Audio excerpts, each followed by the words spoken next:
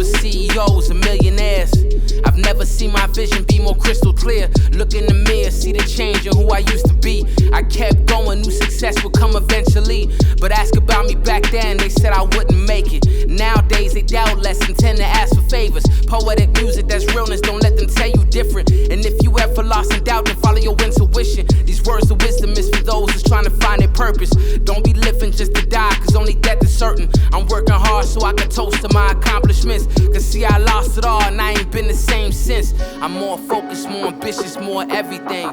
Grew up with nothing, now I appreciate the finer things. I know it's real when at the shows they ask for autographs. And now they know the name, they ain't gotta ask.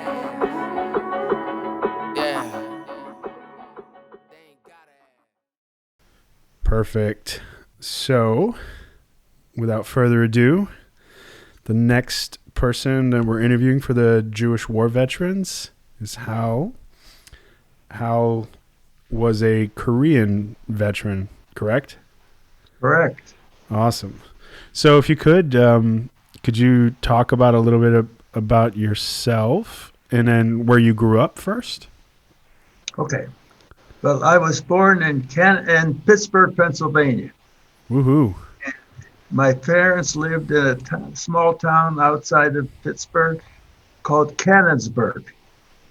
And that's where Perry Como, you've heard of Perry Como, right? No. He was a singer. He was very famous as a singer. Okay. Anyway, he gave me, his father owned a barber shop in Canonsburg, and Perry gave me my first haircut. Okay. And then I went to, I grew up, I went to Sunday school, and I got ready, and I did my bar mitzvah training in Canonsburg, and then my dad got moved to another town in Pennsylvania called Katanning. Okay. And we moved to Katanning, and that's where I actually had my bar mitzvah. And what did your dad do for work? My dad was just a minute.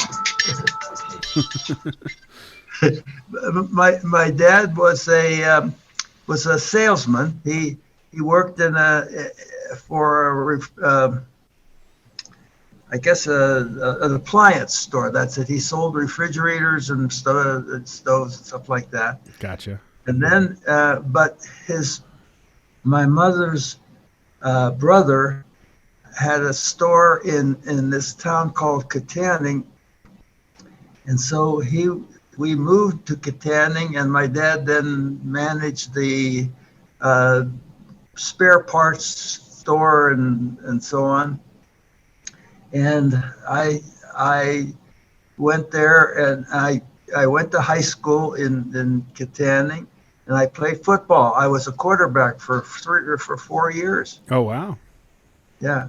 And in my senior year, we had a new coach, and since I was bigger than most of the guys on the team, he converted me. In the past, I had been a safety, playing the tailback, mm-hmm. safety. He moved me to quarterback. Okay. To linebacker. And one of the guys on the opposing team in the first game became a professional football player, but at that time, and he came through the line, and I tackled him. And it was kind of a soggy day, and I planted my foot on the ground, and I tackled him, and unfortunately I rotated on my knee, and that was the end of my football career. Oh, geez. So then I retired. But I was able to win a military scholarship and went to the University of Rochester in Rochester, New York. Okay. And that's when I became an engineer. I was a mechanical engineer. Gotcha. And then I got a commission in the Navy. I was started out as an ensign, and I served on an aircraft carrier called Franklin Roosevelt, FDR. And we went to Korea. And when we came back from that first trip, we went to Norfolk, Virginia, and they decided that, you know, the aircraft carriers today, you don't take straight ahead, you take off a little bit to the left. Well, this aircraft carrier didn't had a deck that was straight and narrow, so they decided they were going to send it to have it, you know, redirected the deck. Okay. So they contracted with a town in Washington state called Bremerton, Washington, and so we sailed from Norfolk, Virginia, around Cape Horn, and all the way up to Bremerton, Washington. Wow. And that's when I got off, and we spent several months getting the ship ready to be repaired. And then they moved me back to Norfolk, and I joined a ship that had just come out of the repair, and it was called the Intrepid. Okay. The Intrepid, I think, is in New York as a monument now. People can go there to see it. Anyway, so after we came back from our shakedown cruise, they asked me if I would extend one more year and teach the Navy ROTC. Okay. And that's what I did. So they sent me to Princeton University. Wow. And at Princeton, I taught 2 years of the people in the midshipmen at Princeton. Yeah. And while I was there, I met a guy, a Jewish man named Irv Glassman. And Irv was a rocket designer for Princeton. And his wife and my wife had our first children in the Princeton hospital. And that's when I got to know him. And he asked me if I'd like to come to Princeton, up to the Air Force or the rocket, center in Princeton.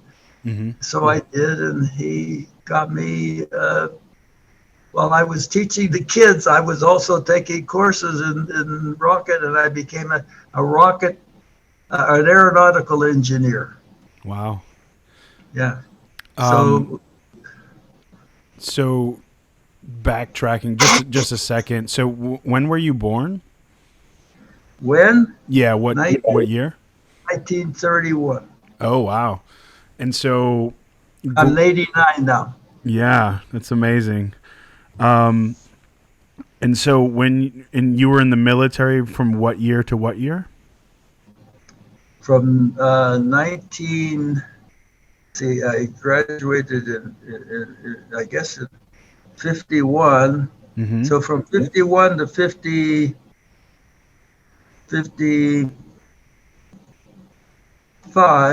to 55, I had my commission. Okay. And I stayed one more year at Princeton, and then I got my master's degree in rocket design, and they moved me there. I got transferred to the guy who was the professor at Princeton was one of the founders of a company called Aerojet. Okay. And he arranged to get me a job in Sacramento, California. And I drove out to Sacramento, and I joined the staff there. And I designed Minuteman and Polaris and a couple of space rockets. And I spent, I guess, another 10 years, no, more like 15 years at Aerojet. And after we filled up all the silos with rockets and everything, the big excitement in California was smog, Okay. and so we did a lot of you know we did a lot of uh, we left Aerojet and we started a company called uh, KBB. That was the name of some of the founders of this company. Mm-hmm. And we started to, we went around the country protecting, reducing the smog, the CO2 and the NO that was causing the smog. And my daughter, by this time, she had gone to college, and she went to, I guess, the university, I don't know, San Jose University or something. Mm-hmm. And she went to, she took a year off and went to Israel. Okay.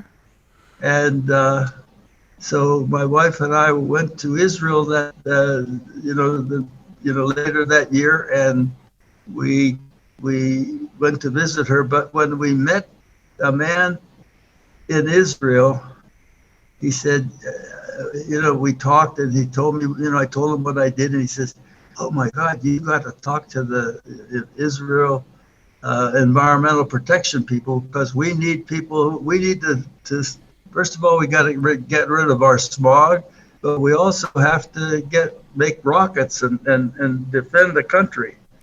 So I went to the Aerojet, or to the Israel Environmental Protection Agency, and they hired me to design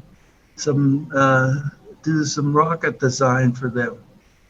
So and meantime, the environmental people in Israel hired me to start reducing the pollution from their power plants. So I got very busy, and I spent maybe another 10 trips to Israel. What year did your daughter go over there? Just to give it a little bit of context. It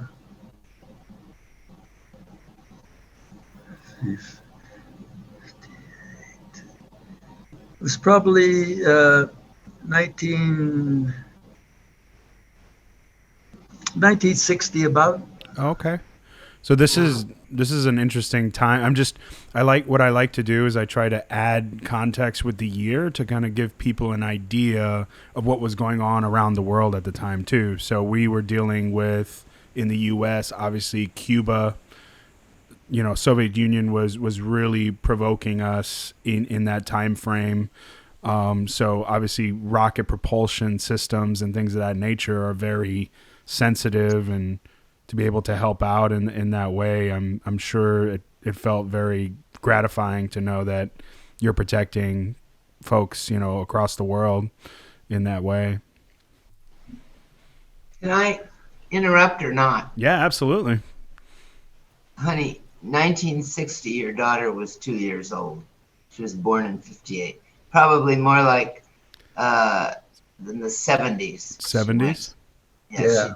She started going to Israel when she was a junior in high school, I think, wasn't it?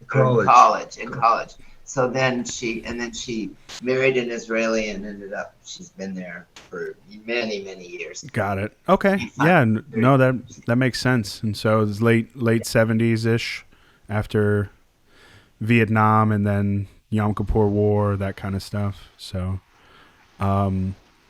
yeah, different decade, same kind of problems though. So anyway, the point was that because she had all these connections in Israel, I was hired to go there and help clear up the smog in the country, and even maybe help with the defense of the country too. Right. But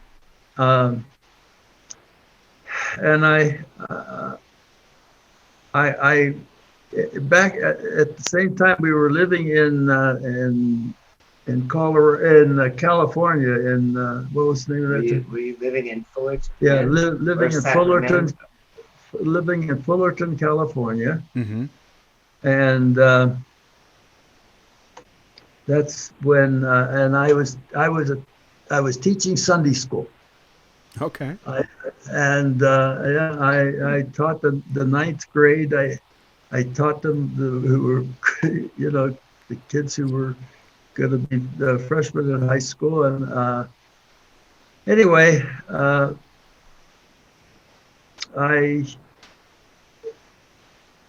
would take them on a long weekend up into the mountains to celebrate the occasion. And I lost you. I'm still here. Huh. I can't see what happened to the picture? I don't know. Let's see. Oh, let me see. Here, I'm gonna go through it. Oh, there you are. Okay. Yeah, I'm good on my end. So. Okay.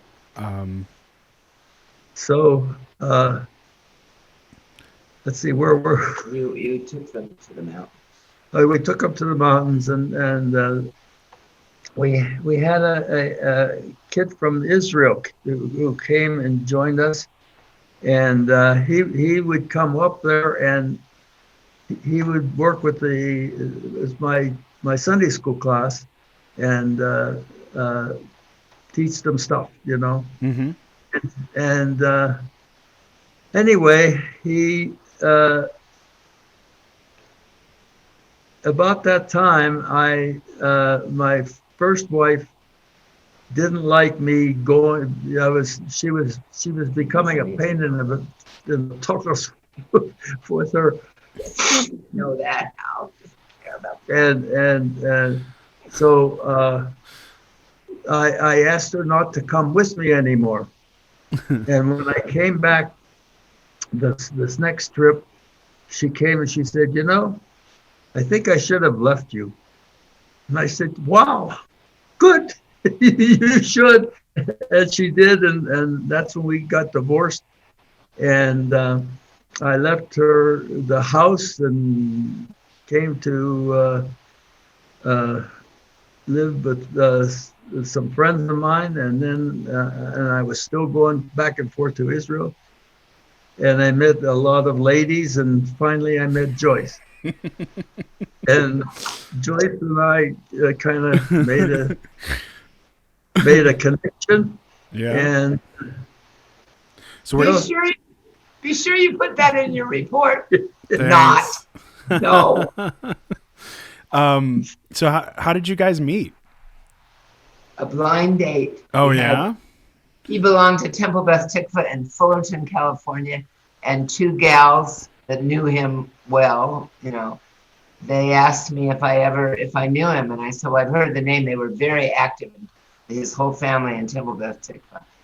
And hey, I excuse me a minute. I gotta go to the bathroom. Yep. Not a problem. And we met, and it was love at first sight. Oh, yeah. It really was. Just. And how long have you been married now? 39 years. Wow. It'll be 40 years coming in September, when September rolls around. So Joyce, give the ladies some advice on how to get their man.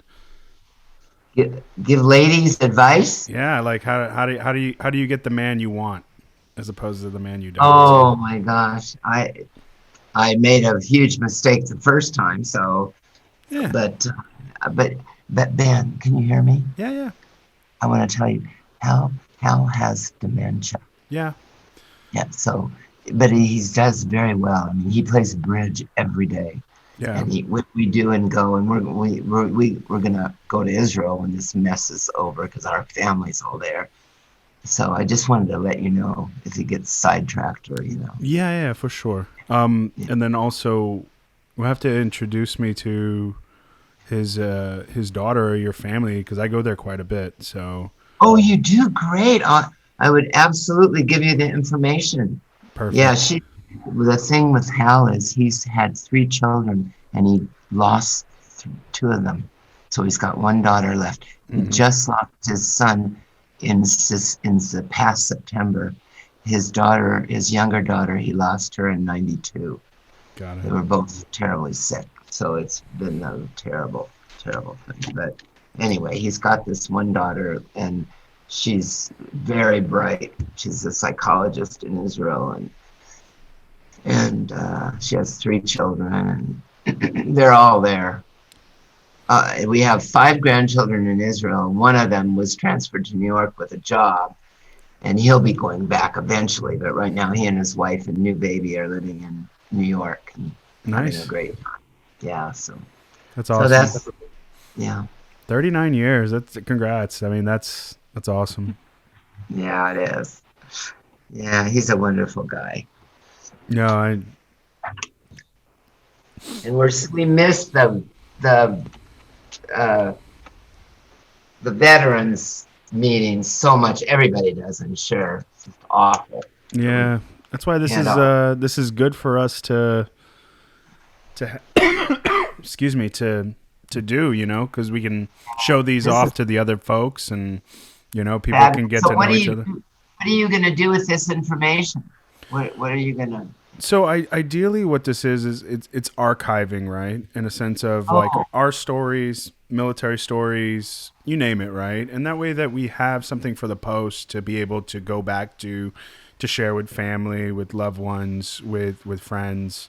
Right. Just the stories, and just the people. I think we have the technology. We might as well use it and get us, these guys are awesome guys, and we want to make sure to catch all this stuff, before we can't. So, that these guys are just amazing. Yeah, I've talked with a couple guys already, and just like how it's humbling to be around these guys. Like I'm, Hal and I have 50 years apart, but we. We still get to hang out and do stuff together and schmooze. So well, everybody loves it when you come to a meeting, which I know you can't do much, but everyone really thinks you're great. I try to represent the post as best as I can. I'm actively involved, like politically in Colorado there for us, and then also just pushing for veterans issues in the state.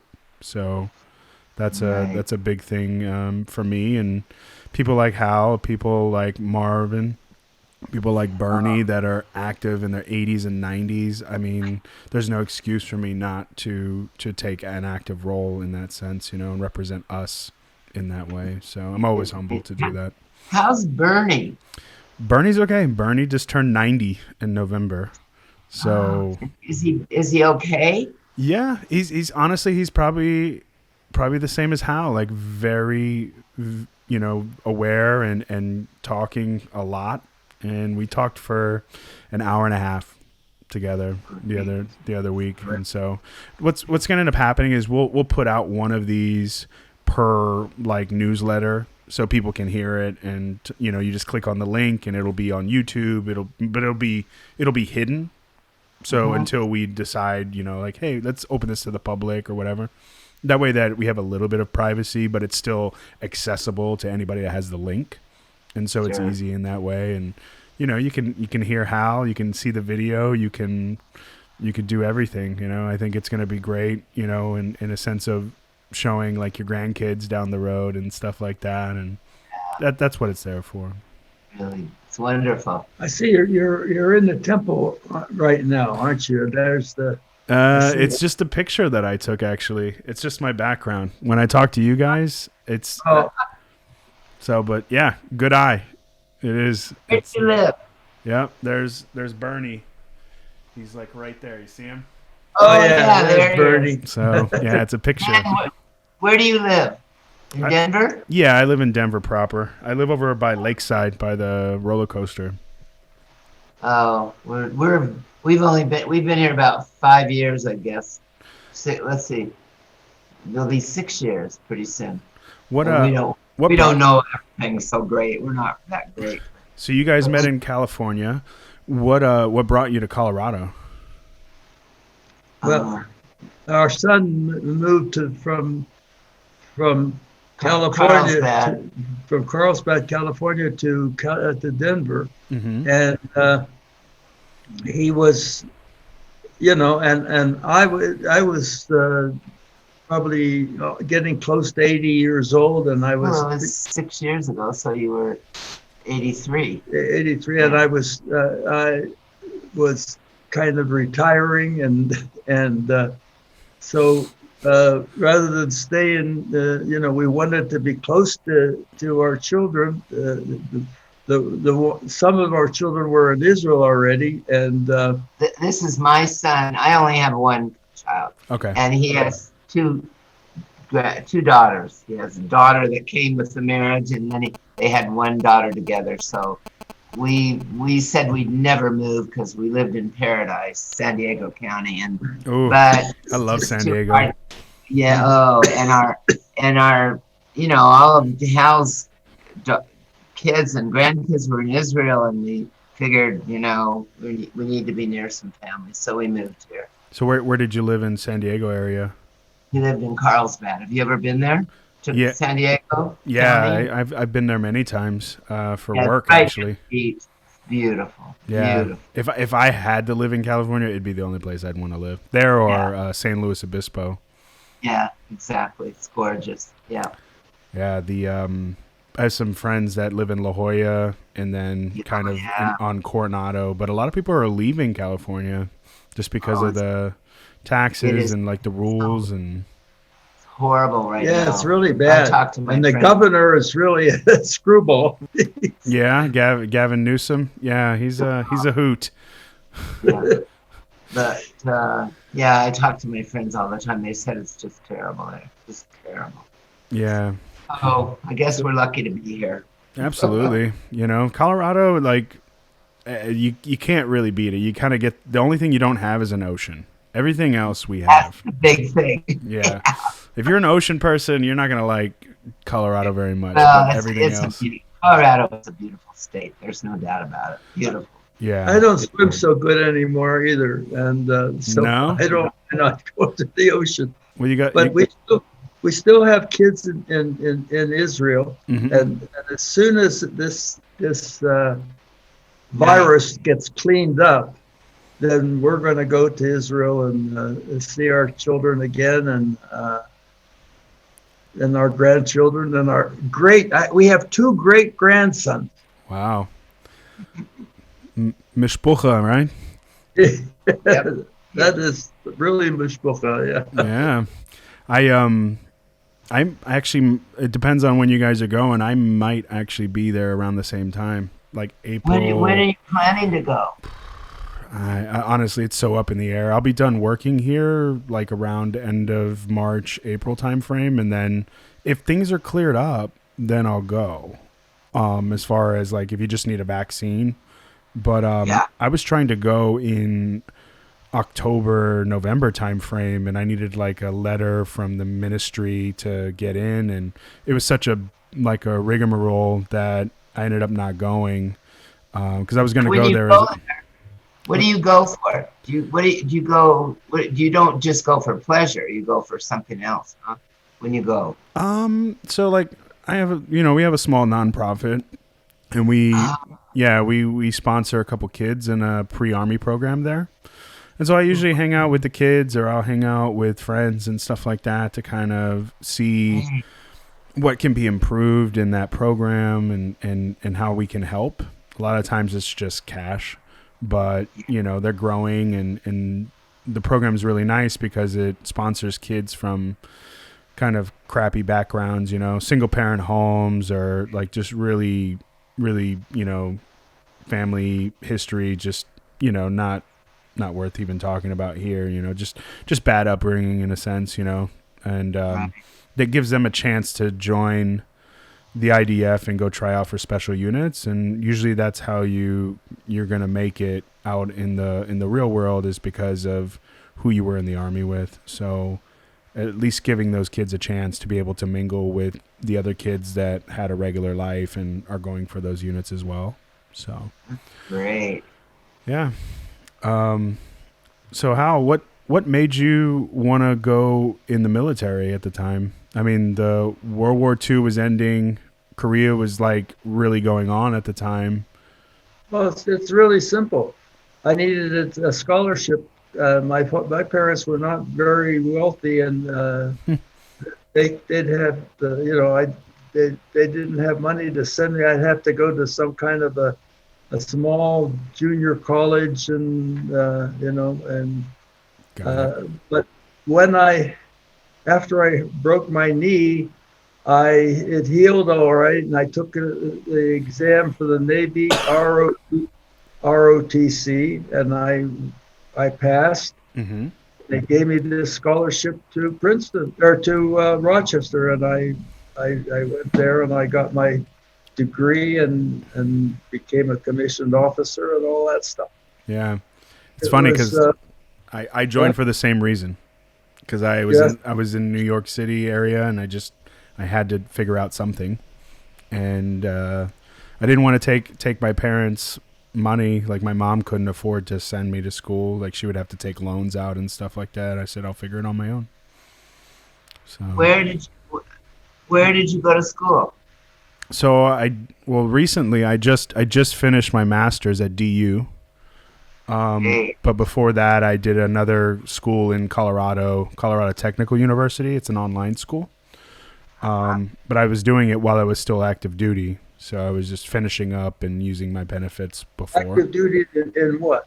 In the Army. What? Yeah, I was in the Army for 12 years. Wow. So what rank did you get to? I was a sergeant first class. So I was a E7. Uh-huh. So is that considered career? 12 years or no? I mean, you don't retire, but it's definitely over the hump. So you don't get any retirement money, though. Yeah, I just, when my contract finished the second time, I just decided to leave just because it was the right time for me. You would have had what, 8 more years? 20, yeah. You have to 20 years. Yeah, you didn't. Yeah, 8 more years, and would have had a pension. But I wanted to try other things. I was still young enough, 30 years old at the time, and you have to go and test yourself out. And that comes with the territory, so to speak. And I transitioned easily overall, like from a financial standpoint, but that's what I was going to ask you, Hal. So what during that time in the Navy, what do you miss the most from that time, or what do you remember the most during those times? Well, what I remember the most was the trip around the Horn, down Cape Horn. That was very exciting. Mm-hmm. We stopped in Montevideo and Rio de Janeiro, and the one in Argentina. What is it? Buenos Aires. Buenos Aires. Yeah, and then we went around the tip of the Horn and back up, and we stopped in Bolivia and Panama, I think, Panama City, and finally San Francisco, and then all the way up to Bremerton, Washington. It's a long drive. Are you? Tell me, are you married? I am not. Well, then you can't have any kids. Well, no. Eventually, he'll get married. Maybe I will get married. Well, I'm in the field again. So how old are you, man? 40. How old are you? 40? Yeah. Just turned 40. Mm-hmm. I see those wheels turning. Don't be trying to play matchmaker or anything over there. No, we're not. We don't even know anybody. The age demographic's a little different, right? Yeah. But yeah, it's so you were doing engineering, rocket systems in Israel in the late 70s. Did you meet anybody famous while you were there? You met Albert's Albert. Oh, Einstein was in Princeton. No, not Albert Einstein. You met Albert. Dory's friends and his brothers in the government. Okay. Shoot, I can't remember. I can find it out if you want to have that information. No, it's okay. I just figured during, if you're helping out in that way with like a contract like that big or something like that, I'm sure that some of the big wigs were coming around to see all the good work you were doing. So. Yeah, nothing. This one guy was in the government. I don't know if he Albert and Telma. Telma's. Yeah, I know what you mean. I don't know the name. So what's your favorite thing when you go visit Israel, besides family? Well, we like to go up north to what's the name of that kibbutz? Well, there's a kibbutz up there called Har Halutz, which is a reformed community, and we have friends that live in that. Mm-hmm. But then we also go up to oh God, my memory. Rafi and Edna live. Where do they live? What's it called there? You know Rafi and Edna. You remember Rafi and Edna? Well, that's where they live. Yeah, no, they don't live in Harloots. That's Leora and Michael. Oh, no, okay. The one up in this is in. What is that? City up there. I don't know. We have friends that live in a community up there too. It's just beautiful up there, and we see them. But I can't remember the name. Almost all the way up to the border. Yeah, they live right next to the what's that border up there? The Lebanese border there. The Lebanese border. Yep. Okay. They live really close. They have a lot of, tell you stories. I know some people that live in Nahariya, which is pretty close. Yeah, it lives close to the border, just north of Akko. Yeah. Which is. Have you been there before? Oh, yeah, we've been all over the country. Hal's made between 60 and 70 trips. I've been there more than 40 times. Oh wow. Maybe you have seen more than I have. When you have family there, you just, We would be going right now if it wasn't for this damn virus thing. Yeah. And, you've done a lot in your life.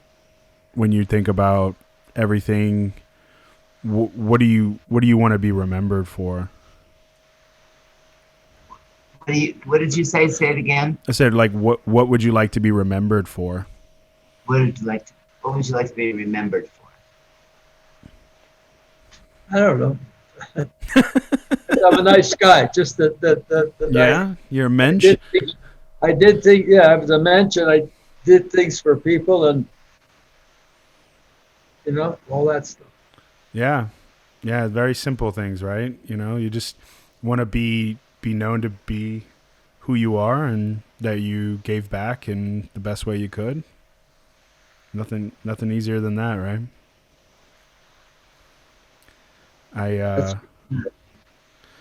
still remember, when we went to the VA hospital and you guys were helping out. I think a lot of people were very happy that you guys came out and helped out that day. I think it was special for a lot of folks, and I'll definitely have to reach out to those people and share some of the video with and some of the stuff with them, just so they remember. And it's I really enjoy talking with you guys, because you guys give me a lot of perspective, as far as what's important, and I value that a lot, because sometimes regular life, you kind of lose sight of certain things, and so I'm always trying to find that balance.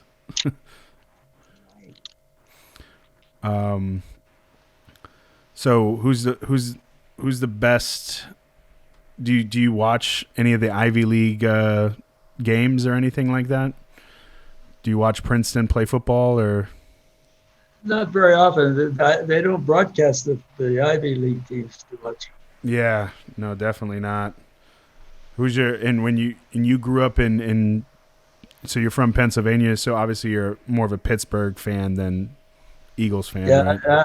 I'm a big Steelers fan. Oh, you think they're going to win it this year? I don't know. The competition's pretty tough. Yeah. But Denver isn't good of it, for sure. So I tell you what, I was at the Tim Tebow playoff game at the stadium when they beat the Steelers in the playoffs. What year? That was 2012, 2013. And so that's the one where he didn't throw the ball very much, but then he threw a pass kind of slanted, and Pittsburgh thought they were going to run the ball again, and then he actually threw the ball, and the guy ran for 80 yards for the touchdown in the playoffs in overtime, and it was like a big upset. So I was at that game. I'm very happy. What was the quarterback's name? Remind me. Tim Tebow was the quarterback. On which team? On the Steelers? No, on the Broncos. On the Broncos. Okay. Yeah. You want to know the Roethlisberger was the quarterback for the Steelers. Who was? Roethlisberger. Oh, yeah, Roethlisberger, yeah. Yeah, but they had a really good defense that year. So, obviously Denver, all the people picked the Steelers to win, and they beat them out. It was insane.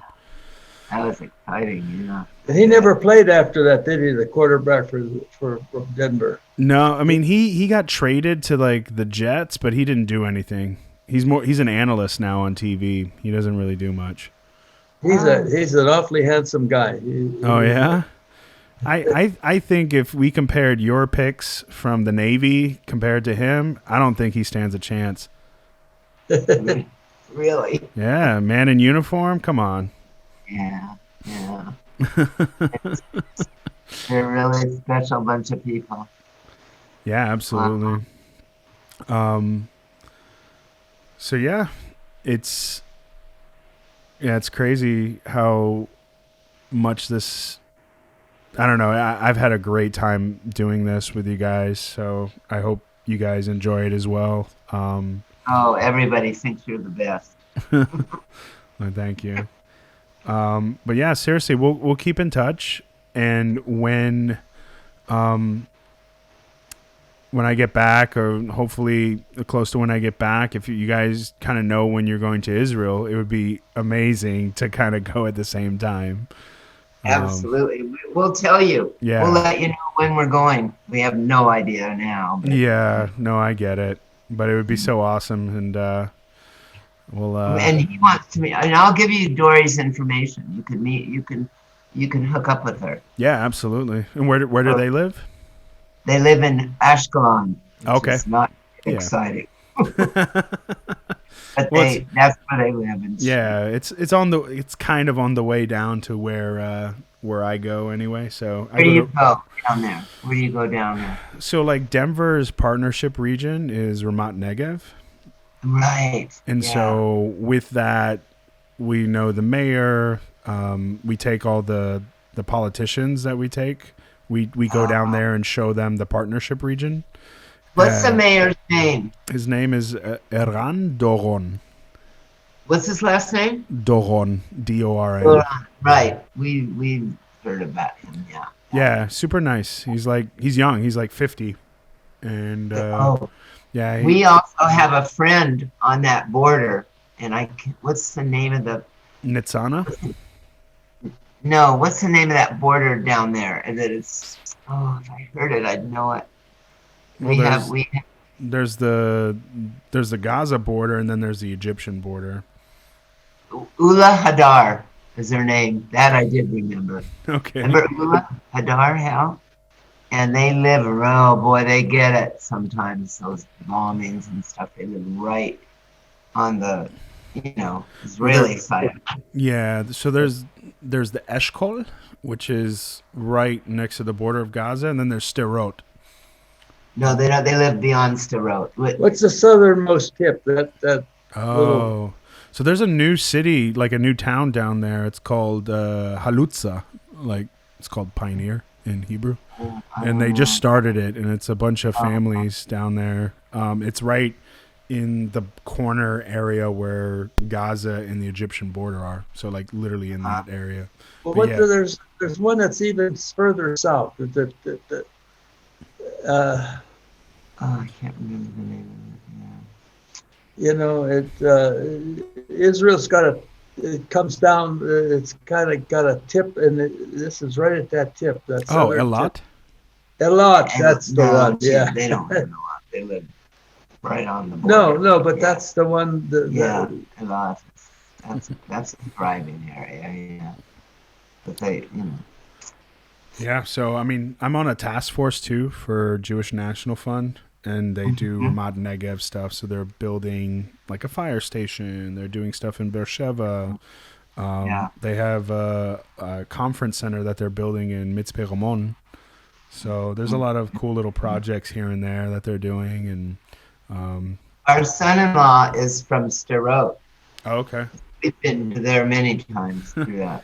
Did you ever have to like go to the bunker during that time we were there? Not when we were there. No, no. The only thing that we've ever done is in our kid's house and his daughter's house.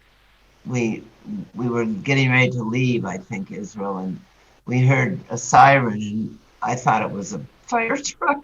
And our son-in-law was laughing in there. He says, "Didn't you hear that?" Got to get into the bunker. So we closed the door in their safe room that's in the house. We sit there until they clear you. That's a crazy. And we also have a grandson named Ben. Yes, that's a good name. Yeah, we love that name. Oh, do we? Great name. He's the one who has our youngest grandson. Yes. Great grandson. Great grandson. He's a year old. He just turned a year old. But he lives in Brooklyn. But they're in Israel right now. Got it. Visiting. Yeah.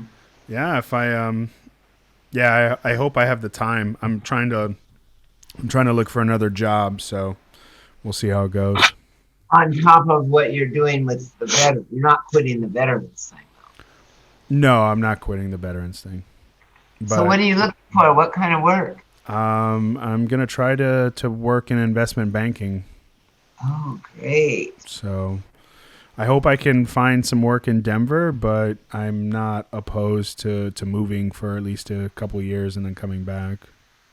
Yeah, and then we'd lose you from the thing if you move, right? I mean, I'd still be around. I'd help out. Well, good luck. Well, thank you so much. As they say in Hebrew, b'haslakav. Yes. Can you speak Hebrew? You speak any Hebrew? אני מבין קצת עברית, אבל מדברת לא כל כך טוב. What? What did you say? I understand a little bit, but speaking not very good. Yeah, right. I know the feeling. So, yeah, I actually have decided I was going to maybe do a course while I'm here just to kind of learn a little bit more. Yeah. Just to brush up on the basics and be able to kind of talk and do things. I mean, ideally, I would love to live there for a couple years at least. Yeah. But that's it, a little bit at a time. Still got to do what you normally do, but you can always add something else, add another wrinkle. Yeah. Well, Hal, thank you so much for your time, and Joyce as well. It's been a pleasure. We'll definitely keep in touch, and once I edit this a little bit, I'll send it over to you guys so you can have it. You can share it. Great. Okay. Super. Well, thanks so much, Hal. Thanks, Jay. Okay. Joyce. And thank you for all you do for the chapter. Thank you. Really. You guys have a good day. Thanks, you too. Bye. Bye-bye. The show is produced and engineered by myself, Ben, out of Denver, Colorado. Be sure to subscribe to our social media or wherever you consume content, iTunes, Spotify, YouTube, etc.